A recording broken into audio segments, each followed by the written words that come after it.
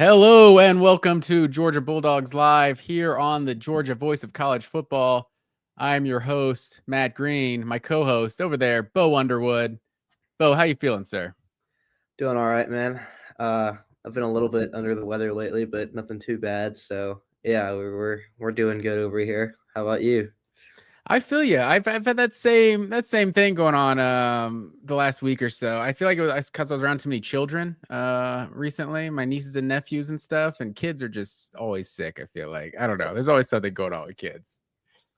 Oh yeah, something, man. Yeah, my boss has two really young kids. He's got like a 3-month old and like a 3-year old, and they are just like always sick. Like there's something about it. I don't know. Yeah, for sure, man.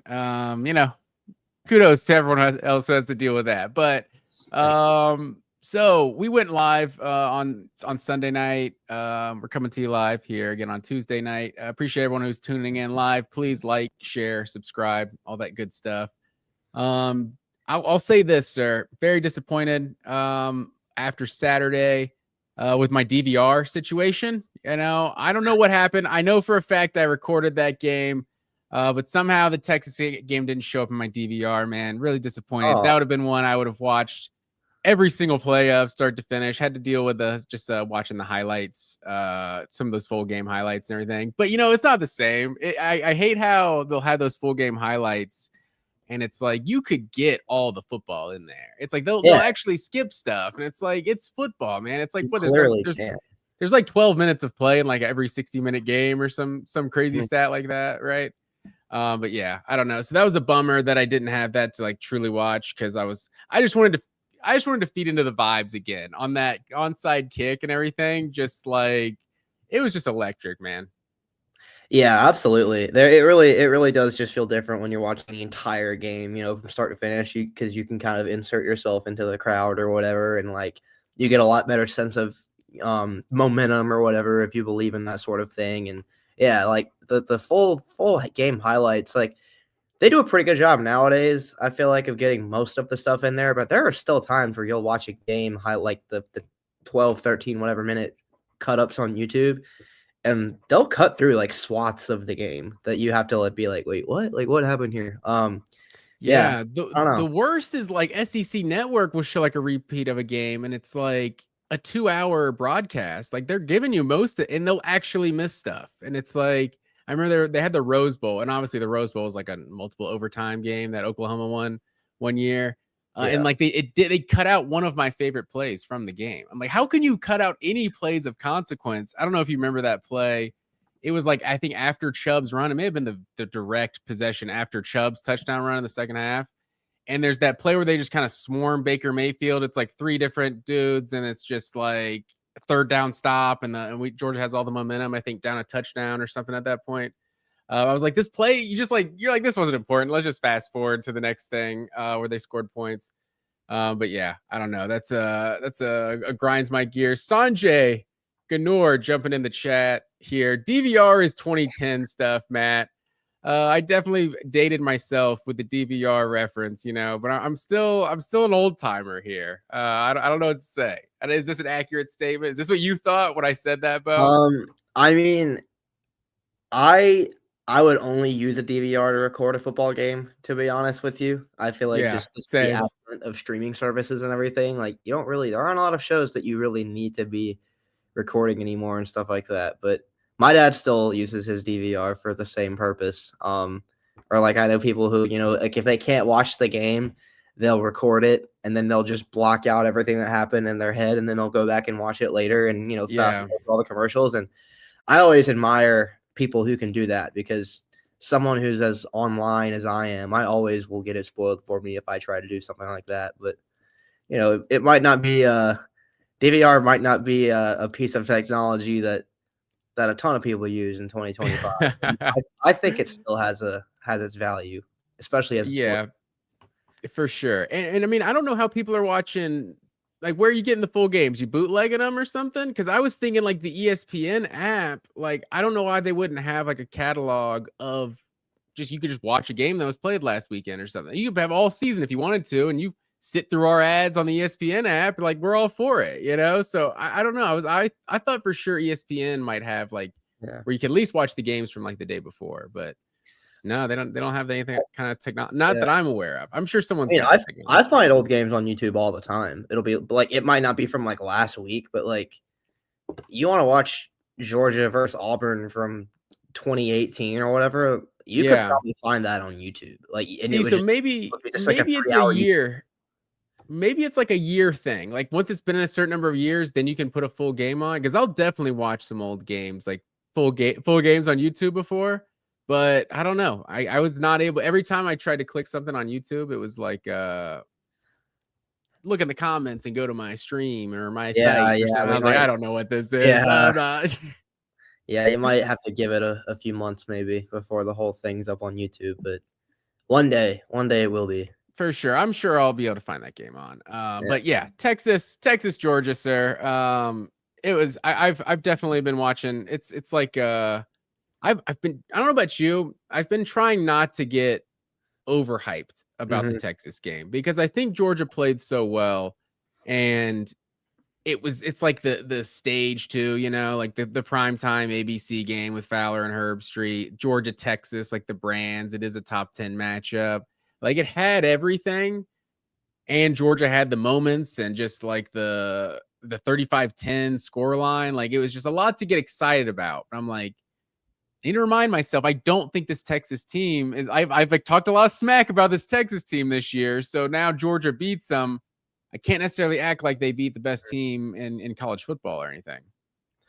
Yeah, and a lot of it kind of reminds me of the way that people were talking about the Tennessee game last year, which that was basically what, like a year from like almost exactly a year ago, where that was also a Georgia team that had really struggled to play a full game, a full complete game, complimentary football, all that stuff the whole year. And then they, had a night game against a really good team, also wearing orange that starts with the letter T.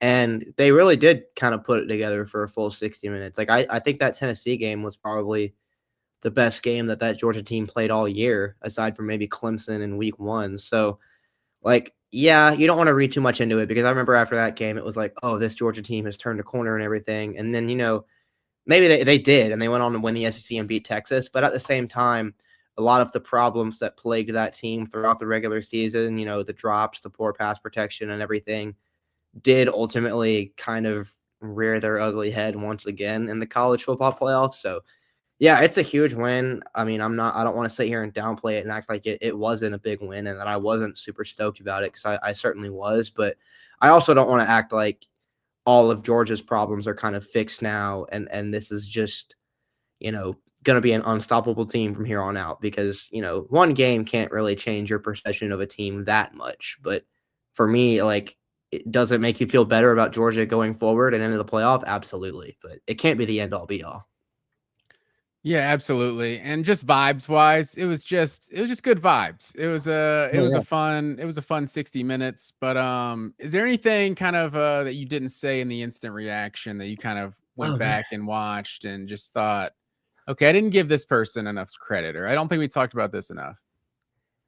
I know that we're gonna spend a good time talking about Gunnar Stockton, and we talked about him a good bit anyway, but I really think it's super impressive that he threw that bad interception to Anthony Hill that set up their touchdown drive, the only touchdown they scored the whole game. And then to bounce back from that moment and then immediately lead 3 straight just death march touchdown drives in the fourth quarter to not only put that one away, but, win it by 25 points and make it look like it wasn't even close. Like, I think that shows a lot of resilience from this team. And, this is not me throwing shade at Carson Beck or anything last year, but, when Georgia made mistakes last year and they turned the ball over, it kind of tended to compound a little bit. And like, I don't know if it was a mental thing. I'm not sure. Maybe just game script. Everything's different, right? But I think that kind of response and bounce back from this year's team isn't really something we would have seen last year. So that's something that can serve you well in the playoff. And just as we get into the nitty gritty of the season, is like, when you do shoot yourself in your own foot like that, how well are you able to bounce back and overcome that? I really like seeing that from Stockton and the rest of the offense as a whole. Yeah, absolutely. That's one thing. It's like it's so difficult every time I talk about that 2024 team because it was like it felt like there wasn't good vibes on that team. But then you like talk about like the actual character of the team, and it's like, well, they kind of went through adversity like every game and then found ways to win most games. Like that what were they down 17-0 to Tech in that at halftime, I think a year ago? Like there were Yeah, just so many at games where one point they were. yeah, I mean, what was they were down 7 and Tech had the ball, that 3rd and 1, like, with, like, 2 minutes left when Dan Yeah, Jackson forced a if fumble, like, that game was basically a loss, yeah, until that moment, but, that's yeah, true. it's weird how but it's like that at the same time and you also talk about the Texas game, but granted, that is Gunnar Stockton coming in, where the team bounced back in the second half a year ago, but, yeah, they just you can't really it just it feels like this team is like exactly what Georgia fans want. You know what I mean? Like there's certain times when the identity, I guess I shouldn't say that because the defense hasn't been what it's supposed to be. On Saturday versus Texas, that was the team that Georgia fans want. Where the defense is creating pressure, they're flying around, like they're just making the physical plays that we're used to seeing Georgia make. The fundamentally sound plays that Mhm. we're used to see. And obviously Texas did have their drops that could have changed a little bit of that, but Yeah. I think just the way they played on Saturday, I think we said this on our instant reaction, but it's like maybe I was selling Georgia short that they did have this complete game in them all along, and they actually had been underperforming most of the season. Yeah, and I mean the pass rush was huge. I mean, that's been the biggest thing that I've come on here and wrung my hands about every single week. I didn't really think that they were gonna have a game where they kind of bullied the other team like that, and especially not Texas. I know Texas hasn't had a very great offensive line this year, but they still got a lot of athletes and they're still pride themselves on being a physical team up front. But I mean, this is probably back-to-back games where like Gabe Harris has had the best game of his career as a Georgia Bulldog, and like I think Zayden Walker had a sack, and he wasn't even playing edge rusher until in during the season when they figured like let's just try this guy off the edge and why not? And stuff like that is really great to see. Like the pass rush and especially off the edge is just something I didn't really expect to come on at any point in the year, especially not in late November. So, yeah, to see that against a big time SEC opponent. I know Texas, like you said, we don't want to act like Texas is some world beating team because neither of us really thought that they were going back to the beginning of the year, but they are a good team and they spend a lot of dollars on that roster. So to have that kind of performance where you just kind of manhandle them like that up front, yeah, says a lot about your team, and it's really encouraging to see at this point in the year. For sure, man. I don't want to be Buzz Killington over here. I want the people to get excited. If you want to get excited over that Texas win, I was excited over that Texas win. That's for sure. It's one of those nights where it's like, let's pop it over to SEC football final, see what the guys are saying Yeah, about yeah. Georgia because Stroke your ego a little bit. yeah, because it feels like right now I think the popular opinion, especially with A&M coming off of their performance last week, and now kind of more and more people talking about their schedule and everything, and their strength of schedule or lack thereof. It kind of feels like the popular belief now is that Georgia is the most complete team in the SEC. Do you think that's accurate? Do you think it's accurate that Um, people feel that way, and do you just think that is the case? I get why you would feel that way. I mean, we've only got a couple weeks before we're just gonna get to see Texas A&M go up against Texas themselves, and then I guess we'll really have a nice barometer there, especially because that game is at DKR if I'm correct. Yeah, Um, that is. yeah. So I mean, I don't know because again, it is one game where Georgia has really struggled to put together a full 60 minutes of dominant football this season until the last couple of games, and A&M has really not had that problem at all. They pretty much boat raced everybody, and then when they even when they lost to South or went down 27 points at halftime in South Carolina, they immediately ripped off 28 straight points and won the game. So, like, there The are 30 positive. to 3 Yeah, deficit no, I doesn't agree. worry you? You can read into both sides of it. It's like, yes, nice comeback, guys, but you also shouldn't have been down by 27 points at half. But I get where people are coming from with that, but it might be a little too early to say that. I would wait until we've seen Texas play Texas A&M. Then I think we'll know. But I don't know. I don't like when, a team has one bad game or one like shaky performance. Mind you, Texas A&M won the game. And then we immediately go back and we look at their whole resume and we say, well, this wasn't that impressive. This wasn't that impressive. This wasn't that impressive, because none of that was occurring to us at all while it was happening. This whole year it's been, wow, this A&M team is really, really good. And I still feel that way. And I think as concerning as that first half was against South Carolina, like, dude, look what they did in the second half. I'm not out on A&M at all. And as someone who's a playoff expansion hater, this is the bright side of the expanded playoff, is that, okay, like, you don't think someone's legit that got in the 12-team playoff? Well, they're going to have to be legit to get all the way through this thing. So, because you look right now, too, their best win is Notre Dame. And good team. I don't know if you've heard people talk about Notre Dame's schedule, though. I mean, Notre Dame is, after those two losses to Miami and A&M, is beaten basically nobody. USC, like, I guess, is their best loss. You can do this with everyone, though. Like, you can go to every. Some teams have played people, though. You can go on every single team in the country, damn near, and be like, well, this team is bad. This team is bad. This team is bad. Like, you can make any team look fraudulent if you want to. You could even do it with Georgia. You could say, wow, Georgia had How to come dare you, back. sir?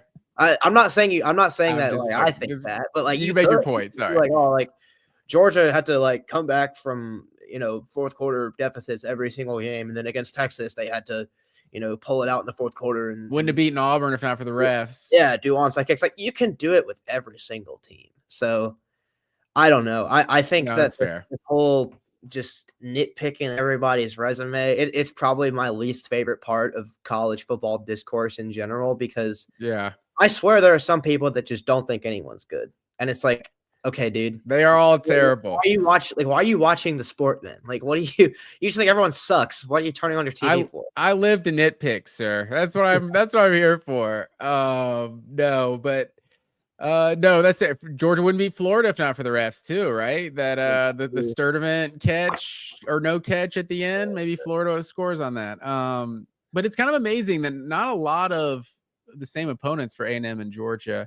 Auburn, Mississippi State, and then Texas and Florida, and then Texas will be the only. So they did struggle with Auburn as well, 16-10. But we'll see here, sir.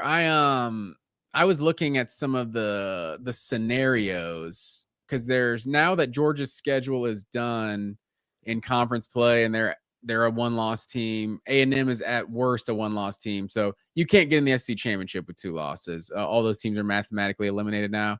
So I think this is the scenario of who can get in the SEC championship. So A&M beats Texas, they're in. I think Georgia. So I'm looking at the tiebreakers. I had it pulled up somewhere, but I don't know the exact tiebreakers. I'll just be honest right there. But I have the combined win opponent conference record. And so you look at Georgia and Alabama, 24-23. Alabama's opponents 25-22. A&M's opponents are 11-37, sir. So if it comes down to any sort of tiebreaker, A&M has not played Georgia, and they haven't played Alabama. And they haven't played Ole Miss. So, like, A&M, I feel like if they have one loss, they have to be out of it, because they won't like, Georgia has the tiebreaker over Ole Miss, and Alabama has a tiebreaker over Georgia. A&M won't have any sort of tiebreaker over anyone. And then with that combined opponent record, that's one of the top 2 or 3 like tiebreaker. I don't know exactly if it's the first, but I think if A&M, obviously they can beat Texas and it doesn't matter if it's a tiebreaker, but they're in if they beat Texas. Georgia, either of those teams lose, they're in. Alabama just has to beat Auburn and they're in. And then Ole Miss needs both Alabama and Texas A&M to win, because they cannot get in over Georgia. So if Ole Miss gets in, it's a Georgia-Ole Miss matchup. But I think in a 3-way tie, in a 3-way tie with Georgia, Alabama, and Ole Miss, it's Georgia and Alabama that get in.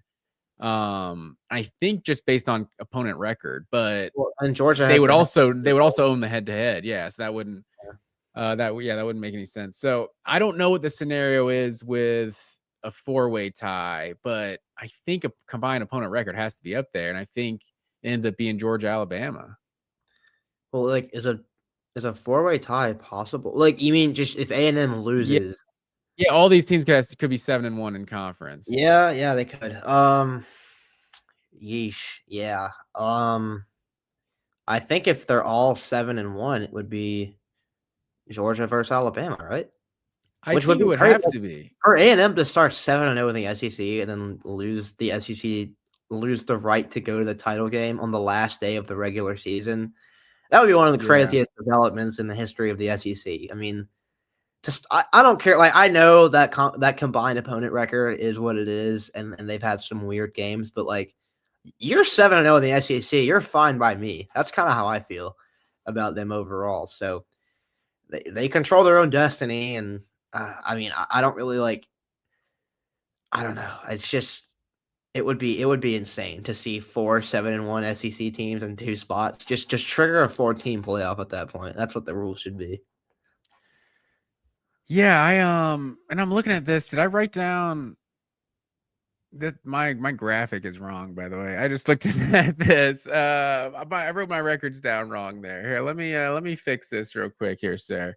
I don't know what I was thinking. Alabama Crimson Tide are 8-2, sir.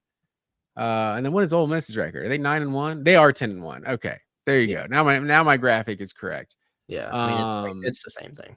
But yeah, Alabama loses a game and they're out of the playoff. Like their season is like legit over if they lose to Auburn. So they gotta go there at night, man.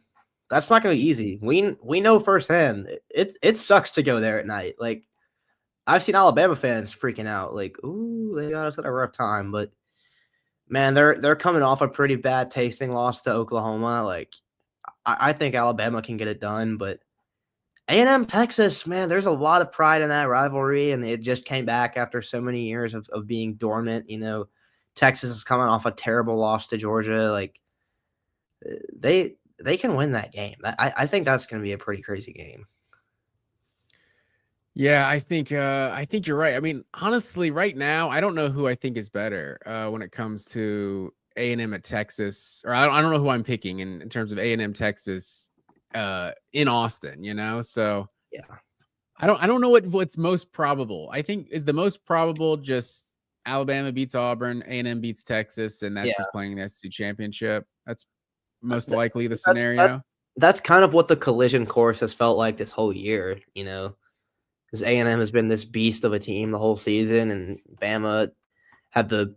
I know that Bama's momentum has cooled quite a bit since they just lost to Oklahoma, but Bama for a while was like, oh, they lost week 1 and they've just been on a tear ever since then. So to me, in my head, it's kind of felt like the whole season that A&M's going to play Bama, but yeah, A&M played a really bad first half yesterday or last week, and they might not be able to afford to have another one against Texas. I don't know if Texas is going to allow any 27-point comebacks the same way that maybe that South Carolina team did.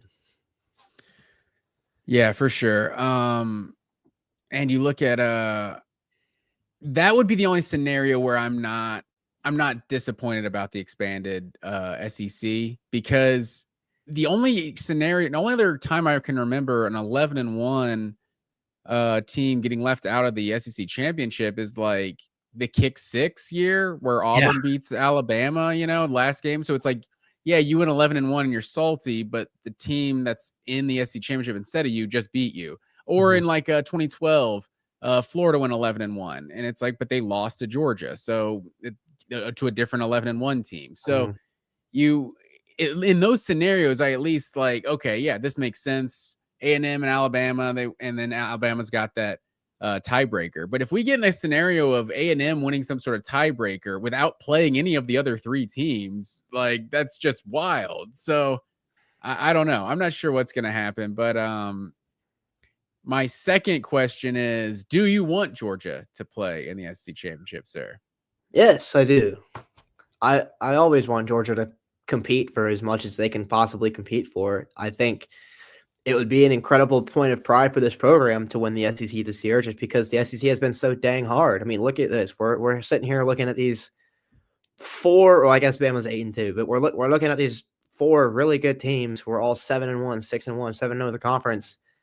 mean, the SEC is a bloodbath, man. It really has cannibalized itself this year, and it would be an incredible achievement, I think, to make it. I know that there are all kinds of tactical reasons, either for just for rest and avoiding injury, or for like playoff seeding or hosting a playoff game. Like, I know there's all kinds of reasons that people don't want to play in the SEC championship, but I think as competitive as these guys are on this team and this coaching staff and everything, like, I know they want nothing more than to be able to win the SEC, and I'm kind of right there with them, man. Like, I always want Georgia to compete for the SEC championship. Like, I'm a Georgia fan, you know.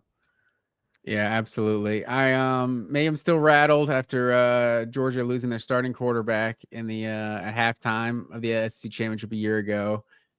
Because I mean, the way that the playoff shook out, I know people have their opinions about Carson Beck and everything, and how flawed that team was a year ago. Like, they got the easier side of the bracket, and if they're playing with their starting quarterback, I would have felt a lot better. But yeah, I think I said this, or I know I said this on Sunday when we did our our live show, is that I'm basically content where this team is because I feel like they're the best team in the SEC, and if you're the best team in the SEC, you definitely have a chance to win the college football playoff.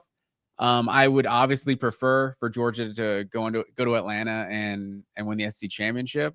If it's versus Alabama, I don't even know if I want to do that anymore. I don't know. Georgia plays their worst game ever against Alabama. Like, I don't know. Well, I'm not scared of Alabama, but something seems to happen. I would love to play Texas A&M since Georgia just doesn't play Texas A&M. Maybe we're not allowed. I don't know. Maybe that won't happen. Maybe Georgia and A&M aren't allowed to play. So we know something's going to happen to make sure that doesn't happen. But yeah. No, there's no part of me that thinks Georgia's going to meet A&M in the SEC championship. That's just like, we're not going to play A&M in football. Are you stupid? That never happens. They've been in the SEC for 15 years or whatever, and they've played them one time. So, yeah, I know that if the SEC championship does turn out being Georgia Alabama, I know that's going to be a lot of collective breath being held on the side of the Georgia fans, but I think Georgia outplayed Bama in that game back in September, and I think if they played again, Georgia could beat them. So I know that that's the boogeyman, and they own Georgia. They do. Let's be honest, but I still think that Georgia can beat anybody that they play. So I want them to be in the SEC title game based off of that. Kirby Smart is also 2-0 in rematches, same season rematches. Yes. So 1-0 versus Bama, the only sort of winning record he has against Bama. but yeah, man, I think. What do you think's more likely? Texas beating A&M or Auburn beating Alabama? Oh, I would have to say Texas beating A&M just because I think I just think Texas is a better team than Auburn. But they're both. I mean, those are both huge. I mean, I know A&M Texas is at 3:30, so I'm not gonna say they're both big night audiences, but they're both huge home field advantages. Both two huge, really proud programs in two rivalry games where they both hate the other team. And A&M looked really weird last week. Like, I watched that pretty much entire game against South Carolina, and like, as much as I sit up here, I've been defending A&M pretty much this whole show. Like, yeah, they have real flaws there, man. Like, they give up a lot of big plays on defense. Marcel Reed has his moments where it's like, So I don't know. I would have to say I think that's more likely, but I kind of think they're almost equally likely. I really think either of those games could go either way, but Texas beat A&M last year, so I'll go with that one. Yeah, and like 9 times out of 10, maybe 99 times out of 100, I'm taking the team who went to the playoff last year versus the team who fired their coach earlier this season when it comes to Texas compared to Auburn. But I don't know. It's at Jordan-Hare Stadium, or I should say, just those templates, I'm always going to take it. But it being the teams that it is and just weird things seeming to happen at Jordan-Hare Stadium with Auburn, I don't know. I'm never gonna count them out. And the way they get Auburn just plays different when they play Alabama. Honestly, it's kind of like Florida. I feel like Florida just plays their best game when they play Georgia for some reason. Like I don't know what it is. Auburn seems to get up Rivalry. for that. Yeah, it's A definitely damn Iron Bowl, man. rivalry. There you go. That's the whole explanation. So yeah, I think I wouldn't be surprised if either of them pulled the upset and Georgia found a way to get in the SEC championship. Yeah, I really wouldn't either, but I don't even I kind of still would be surprised though, just because like the narrative the whole year was like, oh man, you lost an SEC game in September. Say goodbye to the SEC championship, buddy. So it would be Yeah. pretty wild for me to see this Georgia team end up in the SEC title game because we've spent the whole year being like, this team has a lot of flaws. You know, they need fourth quarter comebacks. They can't rush the passer. Their O line is always injured. So it would be a crazy, mid season like Phoenix resurrection from this Georgia team to end up in the title game. But the way they played last week, like, yeah, I wouldn't be surprised to see them there just because I think they're a really, really good team. And you could argue they might even be the best team in the SEC right now. Yeah, I just solved it, sir. It just came to me just now. It's not a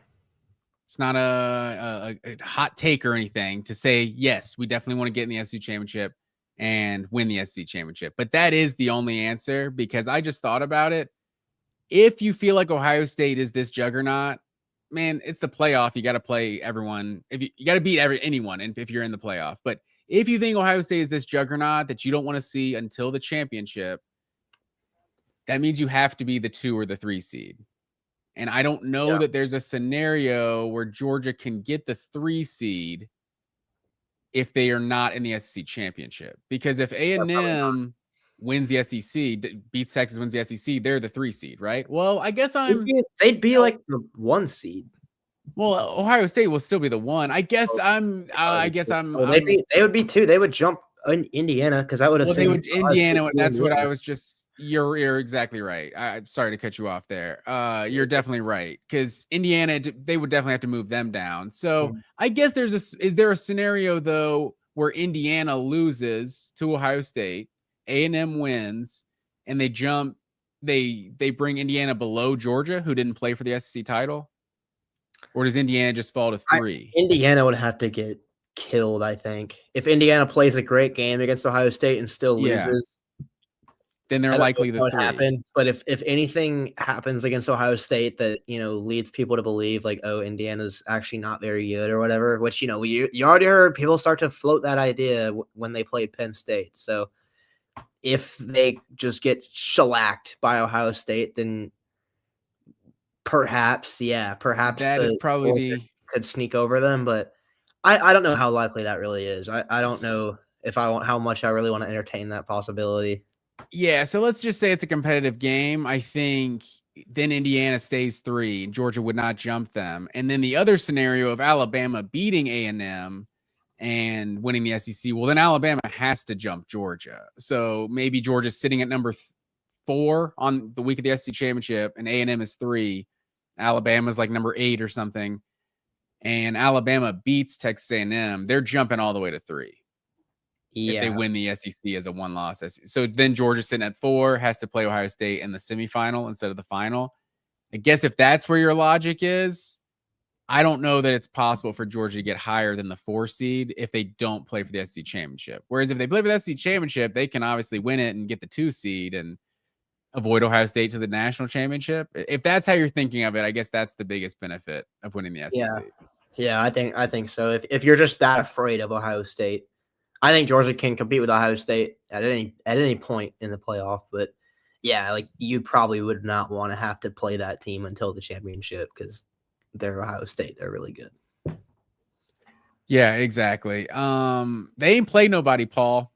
That's all I'm saying about Ohio State, man. They have not played anybody. They are not tested. So Georgia Bulldogs are tested. That leads me well. There's Ohio State, Texas A&M conversation. That leads me well to my next topic, sir. I might sound like a broken record here on this show. We may have said something like this a week ago.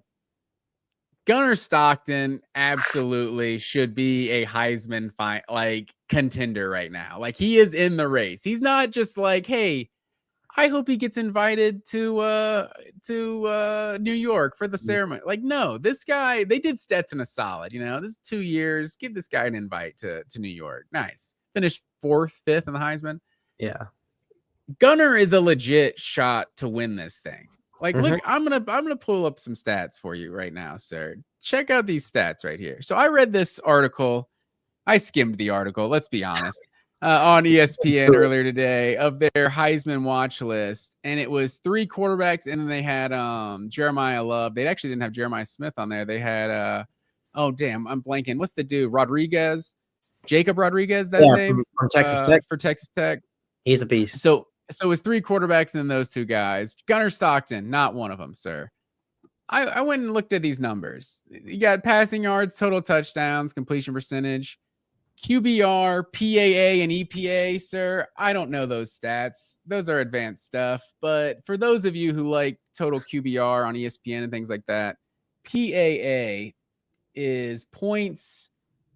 It's like what does it say? Number of points contributed by a quarterback accounting for QBR and how much he plays above the level of an average quarterback. So I don't know. Points. I know the points accumulated for above average, essentially. And then EPA is what, like, expected points. Estimated points added. Yeah, that's like they like assign a value of points like to a play. I don't know how it's calculated, but I know a lot of people like to use it as like a a good differentiating metric. So Gunnar being second in that is a pretty big deal.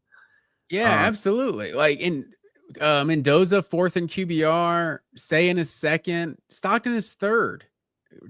Marcel Reed, obviously, Marcel Reed's kind of a vibes thing because it's like, I don't know. He just, the way he plays, it's like he makes plays. Like Gunnar also does. Like, I'm not trying to like the numbers do not like Marcel Reed. I don't think it does him justice necessarily being 32nd. I mean, I don't know how these stats are accumulated. Obviously, got a good idea of who the good quarterbacks are.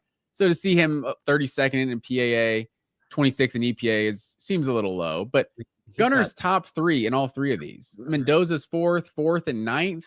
Sayin is 2nd, and 7th. And then the big one down there, sir. Games versus the current top 25. These other 3 combined have faced the same number that Gunnar Stockton has played, sir. He's doing this against big time competition. 27 total touchdowns to 3 picks, like more efficient than Sayin and Reed. Not quite as efficient as Mendoza, but like I don't know. Like Sayin obviously has a higher completion percentage. Just completing 80% of his passes is ridiculous. But obviously the run game isn't an element of his game. But I don't know, man. Like Gunnar Stockton, if these are the best 3 quarterbacks in college football that are in the Heisman race, Gunnar Stockton absolutely should be right there with these guys. Yeah, I mean, I think Gunnar's a better player than Sayin and probably Reed as well. And this is my first time seeing Gunnar Stockton's EPA. I know that I saw you sent me that thing about his QBR earlier, and I saw some other people talk about it, but yeah, I mean, this really kind of confirms what I think we've thought about watching Gunnar this whole year, which is like he's just a hyper efficient quarterback. I mean, he minimizes negative plays. He doesn't turn it over much. He doesn't take really bad sacks. And then on top of that, he's really been pushing the ball down the field and creating with his legs. I thought that maybe his running ability was a bit overplayed when he first got the starting job and when people were first talking about him after the Texas game, but I think he's been a better runner than even people who were saying that even they thought he could be, like he really does just do everything well. And he has, I think that he's probably got more. Mendoza does have, his signature moment or whatever with the comeback over Penn State. And like, that was an incredible drive. Like that was really big time stuff from Fernando, but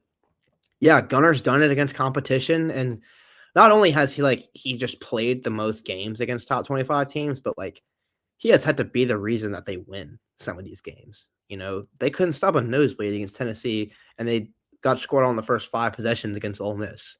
Who had to respond every single time? Who had to take the team down the field every single time? Like he did. And he's had Heisman moments. Like he's had the cool what the kids would say like aura moments. I know I don't want to use, I know you don't want to use the word, but like dude, What like the kneeling kids the would ball at the say. 1 yard line to beat Florida, or like the I superhero. mean, did you even mention the Tennessee, the Yeah, hump nail the boot as we hump call nail it? boot.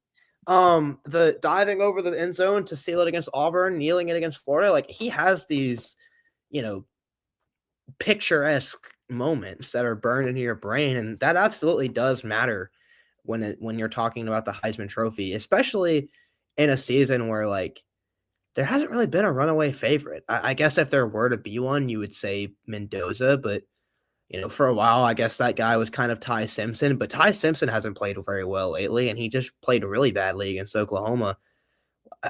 Like for Gunnar Stockton to become a Heisman finalist and win it, I think would be one of the more like late blooming Heisman resumes that we've seen. Yeah. But that's not to say that I think the media would be like making it up or at the last second, trying to shoehorn him in there. Like he has absolutely earned the right to be in this conversation. And if he's not in New York, I'm assuming he plays well the rest of the season. If he's not in New York in December, like I would have a problem with it personally. Yeah, I think so. And I think if he's going to win it, I think Georgia has to play for the SEC championship, and they have to win the SEC championship for Yeah. sure. And I don't, they might even have to beat Alabama to do it, because beating A&M is a better team. They might be the number 2 team in the country at that point, number 3 team in the country. But people care more when it's Alabama. And also you would have avenged your only loss type of stuff too. Like, yeah, I think another Heisman moment, because he has had the moments for sure all season. And then also right here, this is what they've done against Power 4 competition, by the way. 23 touchdowns to 3 picks. Gunner's right there, like almost the most total touchdowns. Mendoza at 24-5, but like QBR, a couple points ahead of Sayin, like, and I keep going back to the games versus current top 25, man. It's just like that's such a huge difference. That's a huge deal, especially with how much now, you didn't play anybody. Politics is such a big part of the way that we talk about college football, and like guilty. Yeah, well, yeah, no, me too.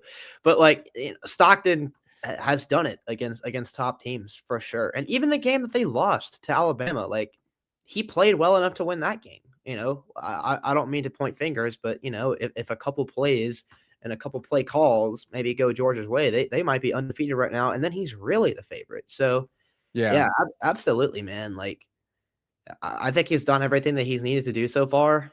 As far as being a Heisman candidate, and man, like I really can't get over just how good that he's been, because I liked the guy going into the year, and I liked what we saw against Texas and even Notre Dame. I thought he did a lot of really good things, but they started the year off so vanilla, and he looked like he was kind of having some issues, pushing the ball down the field, but he has improved so much just over this last month. Like I feel like he feels pressure a lot better now, and he doesn't even care. Like he's so much more calm and collected in the pocket than even he was against Alabama. Out of the Alabama game, I still feel like he was kind of having this propensity to run or whatever when he was feeling any kind of pressure. But you saw against Texas, man, like there were a couple times where that pocket collapsed and he was starting to feel the heat, and he was stepping up, and he was, stepping into throws and being aggressive and attacking, and showing a blatant disregard for pressure in the best way possible. And like that type of mid-season, week to week maturing, I think really makes you feel good about the Georgia's prospects for the next, 2 months or whatever of football that we've got left. For sure, man. And I think these stats right here show the difference between Gunner and those other guys is the stats versus cupcakes. Like he didn't have great stats versus cupcakes this year. Like, and if he did, he would have kind of those cumulative numbers if he had 400 yards against Austin P and Marshall. Granted, it wasn't a situation like normal where Georgia, where I feel like they didn't run the score up. The Austin P game, they like legitimately just didn't look that good. So that's not that is partly on him. Yeah. So no wonder the one thing Gunner has that these other three guys don't have is a 1 in the loss column. So none of these teams have lost a game. So there is that as well. But yeah, man, you're like, we're talking about the Heisman moments in the resume. Like, I don't mean to put Talon Taylor on blast like every episode or anything, but his stats versus Alabama look a whole lot better with a completion for 50 yards and a touchdown added to it, you know? So, and then you have the beating Alabama moment as well. So, that could have gone a long way for sure. But yeah, I think Gunnar Stockton, this guy should be right in the thick of the Heisman race, man. I think you could argue he's been the best quarterback in college football this year. Like, mainly because of what I was saying, hating on the Big Ten. I'll do it again. Like, Indiana, Ohio State have not played anybody. Like, Julian Sains one game. Yeah, that's another important thing. Julian Sains one game against a top 25 team. Granted, it's his first game ever as a starter against Texas. He did not look good in that game. Ohio State had like 200 yards of offense in that game. Like, they did just about nothing. So Mendoza, his only top 25 opponent would be Oregon. So going on the road and winning at Oregon was a big time performance. But he balled out of that game. Yeah, he definitely did. So I don't know. Put my guy Gunner in the right in the thick of the conversation, sir. Yeah, I think at this point he kind of is. You know, the last few times that we've done a segment like this, I don't think the national media has really been as keen on Gunner as a Heisman candidate as we have, which not many people are. We're Georgia, voice of college football, of course. But I think at this point, after that Texas game and the fourth quarter that dude had, I think he's absolutely on people's radar right now. And, you know, they've got another huge game coming up on Black Friday. So that'll be another chance to, you know, have some eyeballs in him. So, yeah, I think it's definitely safe to say that we're going to be talking about Gunner as a possible Heisman finalist at some point in about a month from now. I don't think it needs to be like you need to talk about going. I think people are just going to, you know, at this point. They better, sir. They better. That's all I'm saying. I'm gonna go down there and give someone a piece of my mind down in Bristol. Oh yeah. All right. Yeah. So playoff. I was just about to say, we had another segment about the players and stuff. You want to talk about the playoff rankings? I mean, they're coming out right now. So do we have them complete yet? I'm not really up to speed. I see my buddies complaining about Tulane in the group chat right now. They're the group of 5 representing them in the playoff right now. Georgia's up to number 4.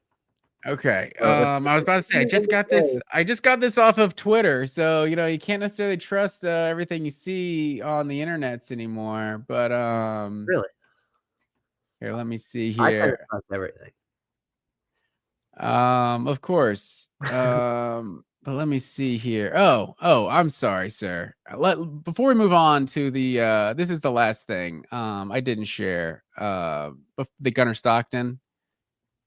This graphic was on SEC Network earlier today, so I guess I should be giving them the credit for it. This is the highest single season QBR since 2004. Gunner Stockton is at number 7, sir, right between 2012 Johnny Manziel and 2010 Cam Newton. 2 of the greatest seasons I've ever seen. I had another graphic where I was trying to put together. I was like, well, how does Gunner compare to these Heisman winners? That's not important. We don't need to stack up Gunner against Joe Burrow and these other guys. But yeah, I had to put this one on here just to make another point about how good Gunner Stockton has been. But you look at these numbers, like the no, not this one, the EPA and all these, like, who's leading it? Oh yeah, shout out to Jaden Mayava because he's first in like a bunch of these Bulldog legend. Yeah. But you see who's like saying is at 90 and 69. So Joe Burrow is at like 150. Oh yeah, something. Joe Burrow's a god. and EPA and PAA. It's the most absurd thing I've ever seen. Yeah, that was an insane season. I don't know, like Dude had the two best receivers on the planet, and like he was Joe Burrow. Like that was just the most ridiculous thing ever. I can't believe that LSU team happened. Shout out to them, No, man. That was awesome. That was a great year. yeah, shout out to They them. they sure did beat the hell out of Georgia that year. They definitely did. Tyler Simmons, dropped the opening? Tyler Simmons on the first play of the game, man. Yeah, and that was also the game. I remember DeAndre Swift was hurt, and he was basically the best player on the offense that Yeah. year, and he was hurt. And then that was the game. Pickens was suspended for the first half. Yes, and everyone acts like that's such a cool moment when Pickens got in the fight with a Georgia Tech player. It's like, dude, no, that was not cool. If we were gonna upset LSU, we 100% needed George Pickens for the first 2 quarters of the game. But anywho, let's not rehash 2019. We like to do that sometimes. But here's the college football playoff rankings, sir. Hot, fresh off the presses, as they say. No real change in the top 3, and then obviously Georgia moves up to 4 with Alabama losing. Texas Tech into the top 5. Got Ole Miss, Oregon, Oklahoma 6, 7, 8, and then Notre Dame and Alabama at 10. So obviously we haven't had the chance to like kind of break this down in a bracket. Let me see. I was trying to do this kind of with the prediction of what it was going to be here in a couple of days. So Alabama's at 10. I think that is exactly what the rankings, what the AP poll is. The top 10 right there was A&M, was Texas. They had Ole Miss 5 and Texas Tech 6 in the AP poll. But yeah, so I think with these rankings right here, the top 10 would all be in the playoff. And then if Miami, I don't know if Miami can get to the ACC championship, right? I think that's the issue for them right now. But the ACC champion and then the next thing is, yeah. So right now, the teams that would be in the playoff would be the top 10, and then Miami, just Georgia Tech, whoever that ACC representative is, and then and then you said Tulane. Yeah. So that would be it right there. So BYU and Utah at 11-12 would be on the outside looking in. I wouldn't be too mad about that, man. BYU and Utah have both had their stinkers this year. I wouldn't mind not having to watch them in the playoff. Yeah. So that under that scenario, that's 5 SEC teams getting in. How likely do you think it is that 5 SEC teams get in? Pretty likely. I mean, it's the best conference. I think A&M, Georgia, Ole Miss, Bama. A&M, Georgia, Ole Miss are guaranteed. I would say Ole Miss can lose one game and they're still in. Like Oklahoma can lose. Bama lose Auburn, they're out for sure. Like they are. They've got to. Yeah. I don't really think they're going to lose to Auburn.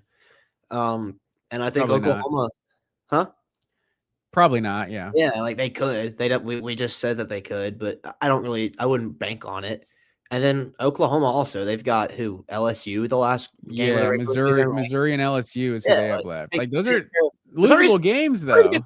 Missouri's a good team, and LSU has a lot of talent. That's like a 70% blue chip roster, probably 4 and 5 stars. But you like your chances against those teams, especially against the LSU team with no coach. So I think if they take care of business, that they absolutely should be in, and that's kind of how I feel about Alabama too. I think you can make an argument for Oklahoma at 3 losses, getting in. I don't know if it comes down to like if it's a 1-loss BYU versus 3-loss Oklahoma. It's like Oklahoma's resume would be so much better, but I don't think they have the balls to do that. Yeah. They don't. But I mean, there's a scenario where the SEC only gets 3. Like Oklahoma can lose, can be in one. Oklahoma and Alabama can definitely lose one game, and then Vanderbilt is the last hope there, and they still have to play Tennessee. So do they have 2 games left, or is it just Tennessee? Is it a cupcake in Tennessee? I'm not sure. It might be a cup. I mean, everyone in the SEC seems like they're playing cupcakes this week. Yeah, just about. Let me have a look at the old schedule here. Yeah, they're playing Kentucky, so they are playing a cupcake. Oh, hey, the Wildcats are moving in the right direction, sir. I'm just kidding. I like, but yeah, I don't know. I don't know what the probability is of Vanderbilt making the playoff right now. So if they beat Tennessee and there's some losses, I think 10-2 Vanderbilt has to be in the playoff, right? I mean, wait, so they're a 2-loss team right now. They are the scenario where we basically all said 2-loss SEC team is guaranteed to make it every year. And Vanderbilt's like over here, if we go 10-2 and we're held on the outside looking in, that'd be rough. Especially the 2 losses. What, a close loss to Texas, a respectable loss to Bama. I don't know. Yeah. That'd be rough, but I don't know how. I I don't think know the other where conferences, I don't know how they would possibly get in. By the way, SEC is probably good for 4. where do they get off putting Texas at 17? That team should not be in the top 20. If you want to sneak them in at like 24, 20, like you want to put them in the Missouri slot as like the random SEC team that's at the end of the top 25 like they do every week, that's fine. But why is Texas number 17? What have they done this year to earn that? Are they worse than Michigan? Yeah, they're worse than Michigan.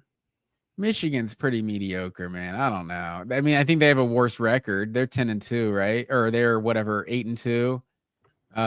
Texas is 7-3. They had it right when they just unranked Texas for losing to Florida. I know they picked up 2 top 10 wins since then, but dude, is Tennessee better than Texas? Yeah, I think Tennessee would beat Texas. I don't know. I'd like to see it. I'd like to see that game. Yeah, I don't. This is interesting. So I guess Tulane is the only James Madison is the other one that's like right outside the top 25, I guess. Yeah. What North Texas also. North Texas, okay. So one of those teams is getting that G5 spot. Yeah, I'm not really sure why it's not North Texas because like they've played. I think they have a better record in the same conference as Tulane. I don't know. I feel like it should be between JMU and North Texas. Tulane is a pretty good team from what I know about them, but I don't know why they're there and not the other 2 teams. Okay, yeah, I don't know. So there is a. I mean, can they meet in the conference championship, or is that a division thing? Do you know? I don't know. With in the American, but yeah, we can figure that out later. But yeah, man, I guess 4th. This is basically what we expected. I don't know. Georgia sitting at 4 is a good thing. We like to get up to 3 if we can to avoid Ohio State because we're afraid of the Buckeyes, you know. But no. But yeah. Any other thoughts on this playoff? If the season ended today, I think Georgia would play the winner of like Tulane. Oh, that's a good call. Versus like somebody. So Georgia wouldn't get a bad draw right now in the 4 seed, but obviously a lot of ball still left to be played, so there's no point in getting hung up on that type of stuff. Yeah, the 4 seed, that's a good call though. The 4 seed would get the winner of Texas Tech versus Tulane. So that wouldn't be bad at all. And then you'd have A&M get the winner of Texas Tech and we'll call it Miami, whoever the ACC team is. I feel like it's going to be Georgia Tech, right? Hey, we'll see.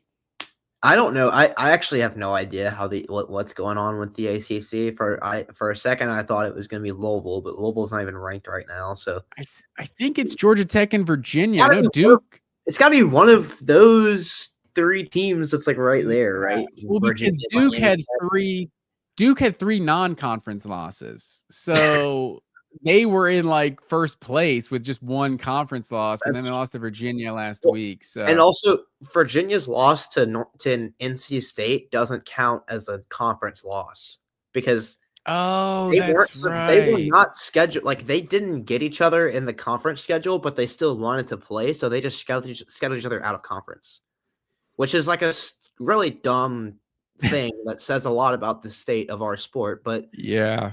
That you got that whole thing going on. So all that to say, I have no idea what's going on with the ACC. I'm not going to know anything until I see until I'm watching the ACC title game. I'm not going to have any idea who's going to make it. Yeah, for sure. I think Kansas State and Arizona did that. Like, was that this year or last year? Or like, wasn't a Big 12 game. And then the other games in the bracket would be Indiana would play the winner of Oregon and Alabama, and Ohio State would play the winner of Oklahoma and Notre Dame. So Ohio State playing the winner of Oklahoma and Notre Dame is why we went to a 12-team playoff. That's just great stuff right there. Yeah. All right, but yeah, that's the playoff rankings. We'll see how high Georgia can move up there. I guess the cap is basically number 2. I guess if Georgia can get in the SC championship and win the conference, be the 2 seed again this year, next year. Also, one thing that I'll say grinds my gears here. People talking about the first round buys a year ago is driving me crazy. Oh, the teams that got the buys last year didn't do so hot, and it just drives me crazy. Like 2 of the teams that got the buys were not favored in the games in Arizona State and in Boise State, and then Georgia didn't have their starting quarterback, and then the other team had to play Ohio State. Like, yeah, if a team as good as Ohio State is an 8 or 9 or 10 seed, like, yeah, sure. Like Ohio State may have been favored by the time that game came around. Getting a top 4 seed will always be a good thing. I'm not going to pay attention to the result that happened year 1. Yeah, and it's not like baseball either, where like you can actually argue that in baseball, where it's like you're playing every day and then you suddenly have to go, 2 weeks or whatever without playing. Like that does matter, but like football like sucks so bad to play, like it hurts really bad. And so if you can have a first round bye where you don't have to get hit by people and play football, and you can spend that time game planning and practicing the old fashioned way, yeah, it absolutely helps. Yeah, I don't like that either. And I'm glad that they tweaked the system a little bit to make it so that the first round buys are not as like, not going to say set up to fail because it's like win the game, but I like it better this year where it was like they made it like 5 conference champions, not necessarily the I top like, 4 seeds. I like that small change that they made. Yeah, I think that's going to make a huge difference. It's like the NCAA tournament. Like winning your conference guarantees you're in the tournament. It doesn't guarantee you're a number 1 seed. Like, let's not go crazy here. But I think you're probably with me here, with all due respect with the Charlotte 49ers. I don't think we're really going to dig deep into this game. Yeah. There are 2 teams in the American Conference that are winless in conference play this year. One of them is the Tulsa Hurricane, the Golden Hurricane. Just not Hurricanes, right? They're just the Hurricane, I believe. But they're 3-7 total. Charlotte 0-7 in conference and 1-9 overall. The one win over Monmouth, which I've heard of because they've been like a 16 seed in the tournament before or something in basketball, but I don't know if they're an FCS program or what. But yeah, that's Charlotte's one victory on the season. So I think the more fun thing for me and you to do is to talk about what we want to see out of Georgia, because the opponent really doesn't matter this week. We want the team to, not have injuries and everything. But who is it that you think over the last month just deserves some more love for what they've been doing to this Georgia team who seems to be hitting their stride? Oh man, guy that I brought up earlier, but I really can't say enough good things about the last 2 weeks that he's played ball is Gabe Harris, man. That was a guy that before the year, I think we both knew would really have to step up for this pass rush to have any sort of potency as a unit. And for the first part of the year, that wasn't really what we saw. It was not a good pass rush. It arguably was one of the probably top 2 or 3 things that cost them the game against Alabama, and it nearly cost them against Tennessee and Ole Miss and everything. But man, I don't want to say we've just seen a completely different Gabe Harris lately. I don't think it's ever that simple, but he has just played really, really well these last couple games. He was already doing a pretty good job of, setting the edge and pushing as a run defender, but I think his pass rush has really come on this last couple of weeks. He's got, I think, 2 sacks in his last 2 games. And yeah, it's been a big reason that Georgia's pass rush has shown signs of life is we knew that he was going to have to be the leader in that room. And he's been that lately. So there's a lot of guys in the pass rush that have started to play better. And I'm not going to rattle them off in case you want to talk about some of them. But I think it kind of, we always had to start with Gabe Harris, and that's kind of what's happened lately. He's been playing really good football, and I think he deserves a lot of credit for this defensive, I guess, resurgence or turnaround, whatever word you want to use, that we've seen these last couple of weeks against Mississippi State and Texas. Yeah, I think that's a great call. I would say Quintavious Johnson as well, but I think he actually is getting his love, man. I think a lot of people are noting that Quintavious Johnson is playing some of his best ball of the season, and he's just been, it seems like in on every single snap, basically every single game. He's been really consistent for Georgia this year. I'm going to go to the offensive side of the ball and not a deep track here, sir. I'm going to go with Nate Frazier. I Yeah. feel like Oh, yeah. there's been a lot of Chauncey Bowens talk, and well deserved. Chauncey Bowens is really, I think, one, he's elevated the game of Nate Frazier, but he came on and gave Georgia that physical back that they were really missing. But Nate Frazier is still the most complete back on this team, and he's got the highest upside. He's the guy who moves different. Like when he explodes through the hole, like you kind of see, like, okay, that's why that guy was a 5-star coming out of high school. Like he moves different. Um, and if he's not fumbling the ball, he's a damn good running back. Last 4 games, he's led Georgia in rushing through the last 4 games. 370 yards in the last 4 games, averaging 92 yards a game. So this guy's been, I think, kind of, I'm not going to say he was written off, but after that Alabama loss, there was not a lot of people that were digging Nate Frazier, and he's really come on and is taking that next step that we've kind of all expected him to take this year.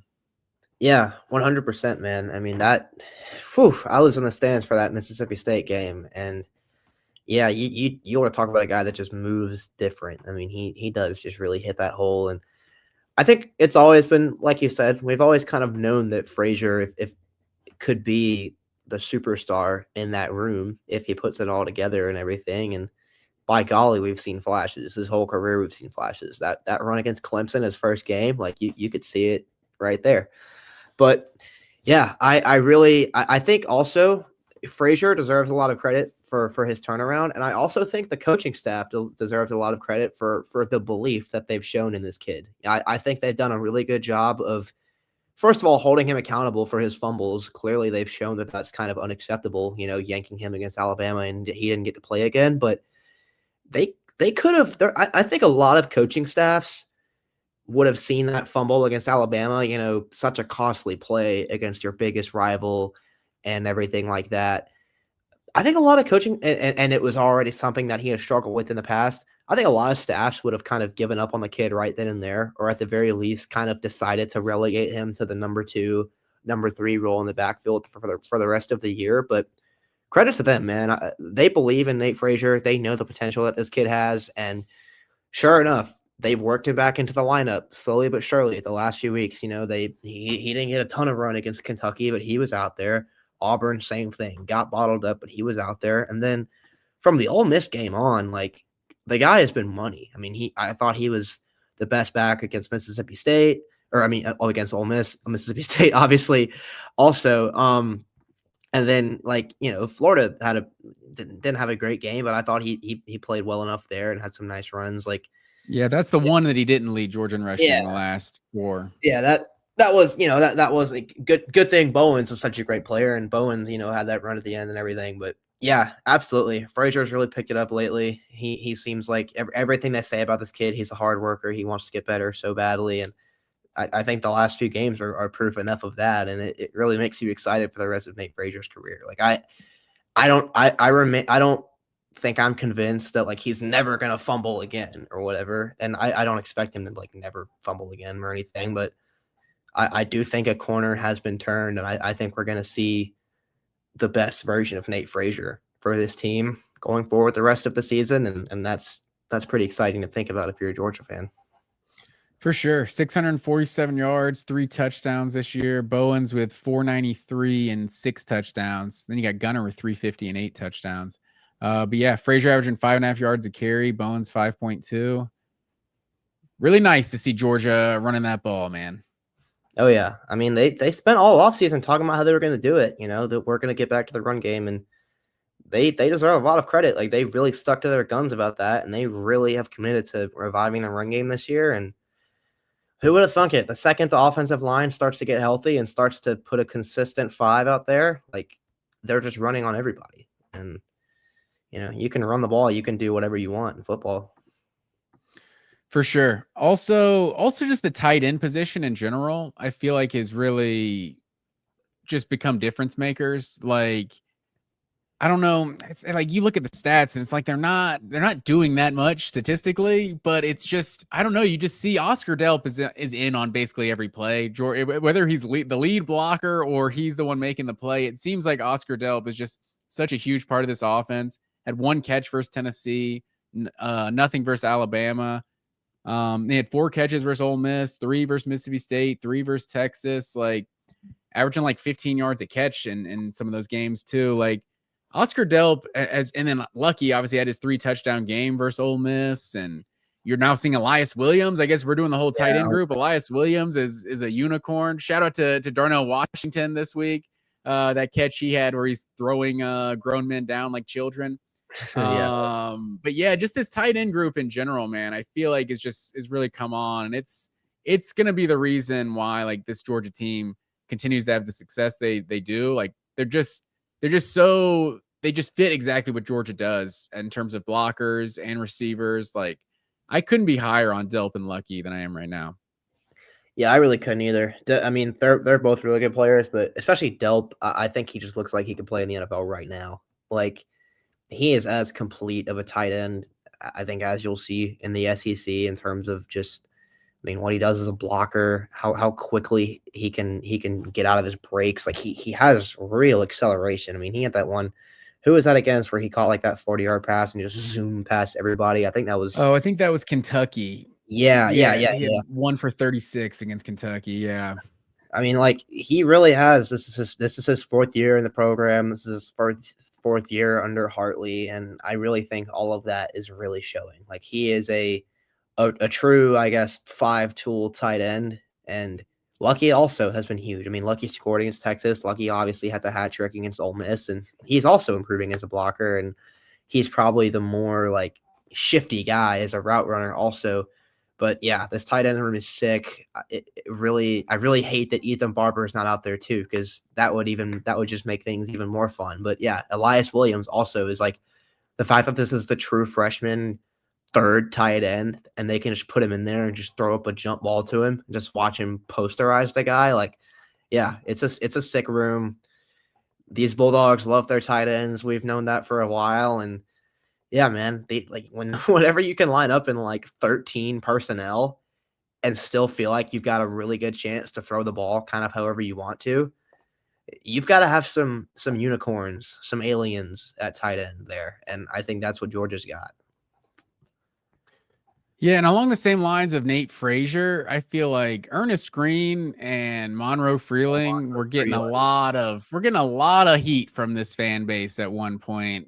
Probably more last year, obviously, than this year. I was hating on Monroe Freeling, man. For sure. And I think it shows. I respect the honesty.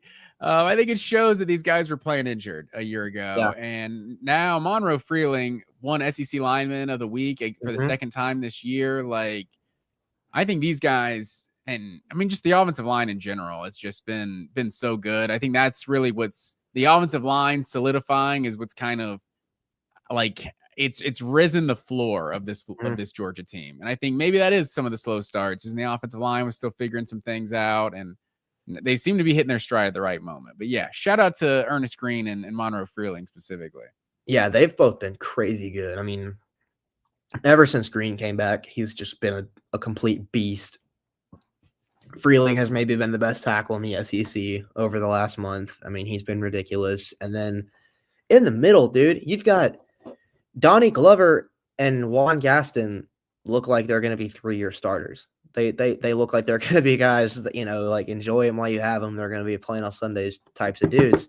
And then, of course, the big man in the middle, the guy that everyone wrote off as the coach's son's Nepo baby on the team, Drew Bobo, one of the best centers in the SEC. Like, and then not to mention Michael Morris, the big veteran. Like the way that they've been able to, you know, cycle these guys in and out, they can keep Michael Morris fresh. Juan Gaston can play right guard. Juan Gaston can play right tackle. Donnie Glover can play either guard spot. Like, you don't see that. That's not normal at all. Like, if an offensive line has one player like that, it's the talk of the town. Georgia has about 4.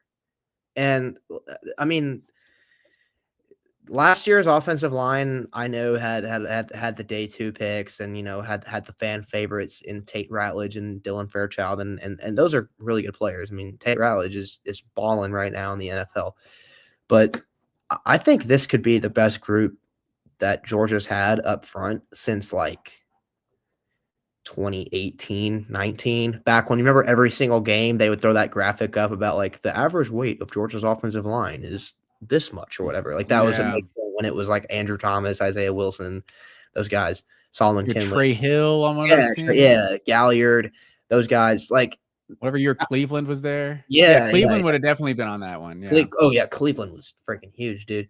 But yeah, I think this is a really special group in terms of versatility, athleticism, ability to just play right away, keep each other fresh, pick each other up. Like it's the lifeblood of the team right now. And it was a huge concern earlier in the year because it was like these guys can't stay healthy. They've had 5 different lineups in the first 5 games, but man, they have really clicked now, and I think that might be the single biggest development for Georgia's team in terms of why they've played so much better lately. I think offensive line is like total, all 5 of those guys put together. I think that's just as important, if not more important, than the quarterback. I don't know how hot of a take that is, but when you've got a really good offensive line, you can just do whatever you want, and that's pretty much what Georgia's been doing lately. For sure. I mean, that's why the game manager can exist, because you can be an average quarterback that's got a great O-line and some playmakers, and you can make plays. But no, I think I agree with basically everything you said there. The offensive line has just been such difference makers this year. I think if this team's going to win a championship, it's got to improve defensively. But luckily, this is a Kirby Smart coach team, and they seem to already be improving defensively. Because I think if this team is going to like win something down the stretch, like I think multiple guys who I think are going to be difference makers. And I got to start with Elijah Griffin. He played the most snaps in the game. Like Georgia hasn't had just a game wrecker on that defensive line this year. Christian Miller's a good player. There's just not a lot of guys that are just like beating blocks. And Elijah Griffin was just beating blocks on Saturday against Texas. Like getting pressure from the interior. I forgot what that was even like as a Georgia fan. Like I can see the Jalen Carter comparisons. I shouldn't even said that. I'm premature. But yeah, Elijah Griffin, I think being a difference maker on the defensive line, I think it's just gonna be massive for this defense moving forward. Yeah, I think so too. It's definitely a tough ask to ask a true freshman to be like a really game-changing force on the defensive line, because that might be the position that's more dependent on like physical maturity than just about anything else. But yeah, I mean, like we've heard all of the things about Elijah Griffin over the summer, and he was this really, really big build recruit. Like if anyone is going to provide that type of difference making, I feel like it would have to be him, just because he's the biggest, like, unknown, least proven commodity guy that we've seen flash it, things like that. I don't know if I would go as far as to be like, I don't think he is going to be a Jalen Carter type player at this point in his career. I mean, no one really is. I was getting ahead of myself. Yeah, no. I mean, no one's Jalen Carter, right? Like Jalen Carter is maybe the best Georgia player I've ever seen in my life, but like he might be the best defensive line we ever have. Yeah, but I mean, he definitely looks like he has a really great career ahead of him, and I wouldn't be surprised. I mean, if we get like a big Elijah Griffin stuff play or a sack at some point in this season in a big spot, like it wouldn't be the most surprising thing to me. But I don't know. As far as like his impact over the rest of the season, I'm going to be pretty cautious and try to keep my expectations for a true freshman in check. But yeah, no, you definitely see you can see the future sometimes when Elijah Griffin rushes over the middle. For sure. And I had a couple more, but do you have any guys down the stretch who are going to help this team that maybe, haven't made the biggest impact just yet, but they're kind of coming on at the right time? Yeah, I mean, I'll go back to the edge. This is another. Actually, okay, I've got two guys. I want to shout out DeMello Jones. I feel like we haven't talked about DeMello Jones enough on this show. He was on the list. He was on the list for sure. DeMello Jones has been an absolute dog at corner. I mean, he's their most physical DB. He plays every rep with just with fire, passion, energy, right? I mean, that's what Kirby always wants to see. I think DeMello Jones it epitomizes that pretty well. And then the other guy I want to talk about on the edge is Zayden Walker, who I brought up earlier, but I think that's a pretty crazy development that they've got this, true freshman. I think he might be a redshirt, but I'm pretty sure he's a true freshman. Yeah, he's a true freshman. Yeah. And who was supposed to come in and be an off-ball linebacker, and that was going to be his thing. But then halfway through the year, Georgia's staff took a look at their defensive line and their issues with the passer, and they're like, hey, this guy is like 6'1", has really long arms and is really athletic. Like, let's just use him as an edge rusher and see if it works.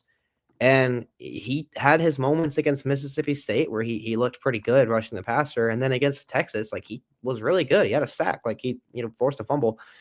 I mean, I think Zayden, if anyone is going to be, I know I just talked about Gabe Harris. I think Gabe Harris is still going to have to be their best overall player at edge rusher. But like, if they can get some like random unexpected juice out of Zayden Walker off the edge, that could completely transform the defense, just because that was a guy that like hadn't been playing, and now you drop him in the lineup and now he's playing. That might be even more transformative than Gabe Harris from that point of view, just because it's like, well, Gabe Harris has been on the field all year, Yeah.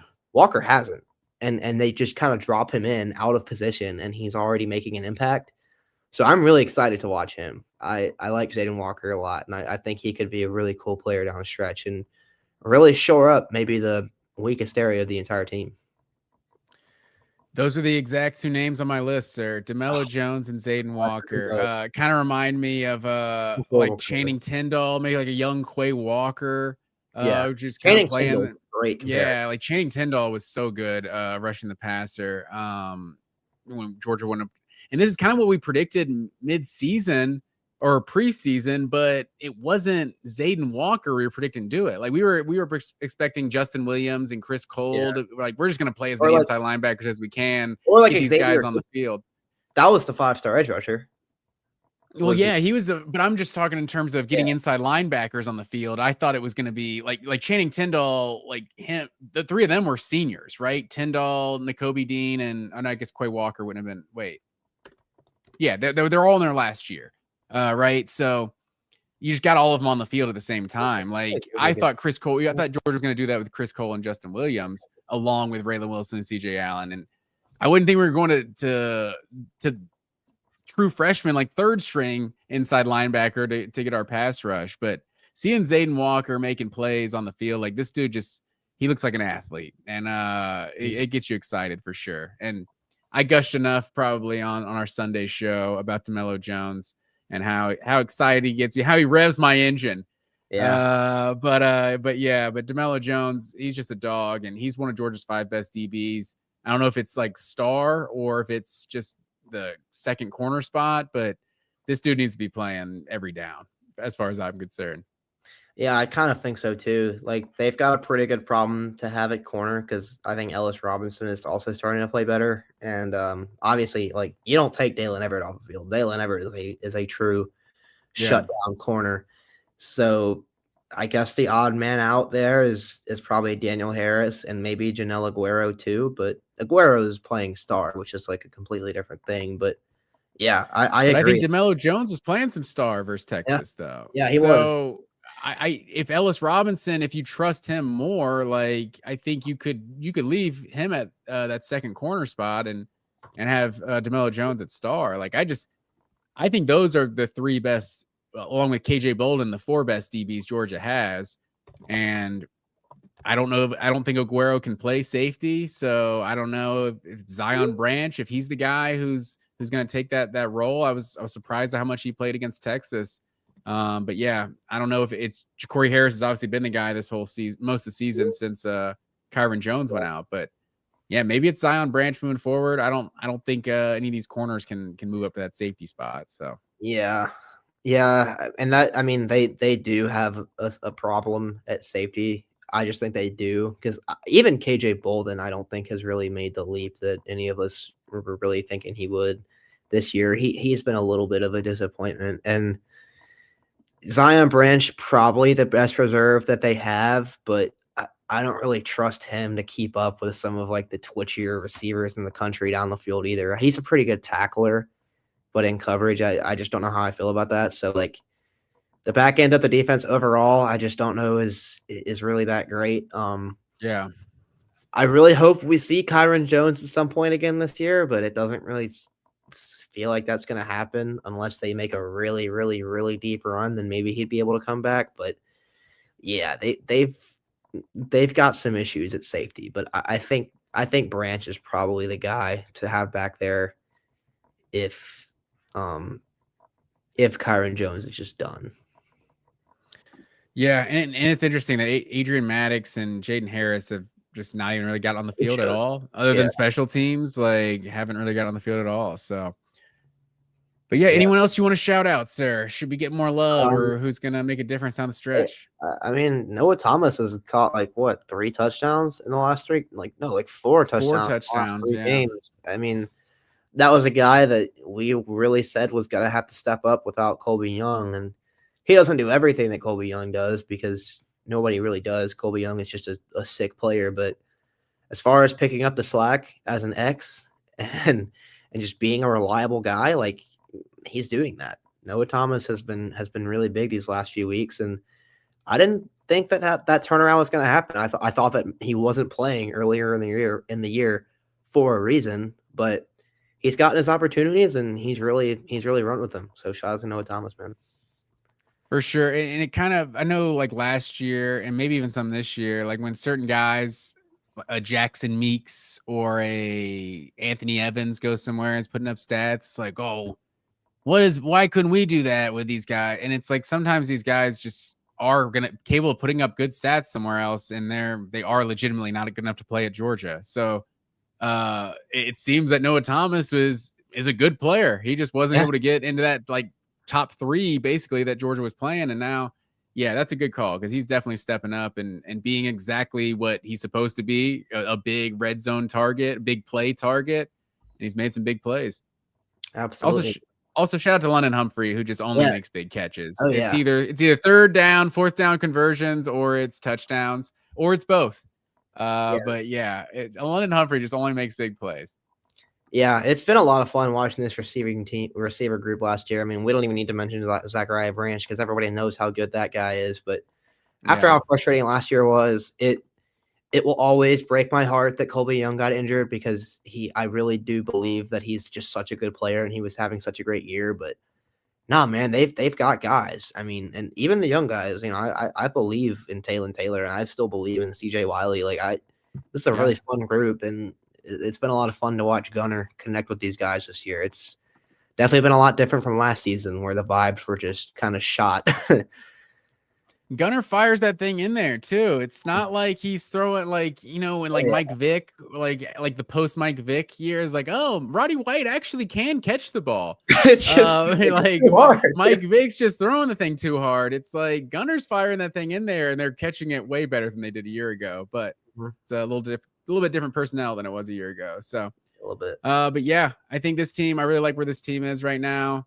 We will not have, you know what, I will say, knock on wood, assuming Georgia doesn't pull some sort of Nicholls State action, and it's some sort of, or I guess we did win. I guess we did beat Nicholls State, but assuming Georgia doesn't get, Basically lost. yeah, if we lose to Charlotte, we'll have some emergency We'll be show. there. But most likely we're not going to have an instant reaction this week, but we'll come back at you next Monday to talk about the Jackets Oh yeah. on Black Friday. I'm really Big excited for this week. Black Friday, the Big triple week. header And we got Texas and we got that game. Ooh, and the Egg Bowl. So yep. And the Egg Bowl. we'll know who'll be in the SEC championship when Saturday starts. I think with Ole Miss, Georgia, and A&M all in action. We'll know Yeah. that Yeah. Black Friday. We will know. That's right. It wouldn't. Yeah, it wouldn't just be up to Bama at that point. So yeah, that'll be I really guess fun, man. no. I guess you're right. No, you're right. you're right, because Georgia Tech doesn't affect it. Doesn't affect Georgia. Oh yeah, so you're right. Yeah, Georgia could still get in if Alabama loses to Auburn on Saturday. But we'll know if A&M is in or not on Saturday, most likely. So, all right, man. Well, I appreciate everyone who's watching. We went a little long, surprisingly, the week of the Charlotte game. Who would have thought? But I appreciate everyone who's watching live. Everyone's tuning in. That's all I got. As always, go Dogs. Go Dogs.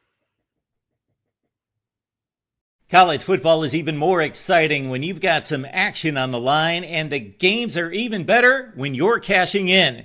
And the Voice of College Football is the place to be to get the greatest value. Start with my picks. 75% against the money line, 58% against the spread, and I've got a 40-plus year track record. 11-0 in the college football playoff for me last year against the money line, 8-3 against the spread. And I'm just the warm-up act. Steve Merrill of Wager Talk is our ace in the hole, show stopper. 7 years with the Voice of College Football, over 30 years in the industry.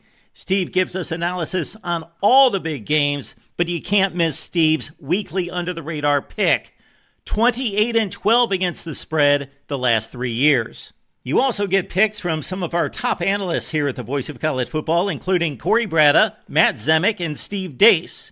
Check out those numbers. Become a YouTube or Patreon member for just $99 per month. Go to the main channel on YouTube, click join, and then select the betting tier. Do the same thing on Patreon. Make 2025 a winner now.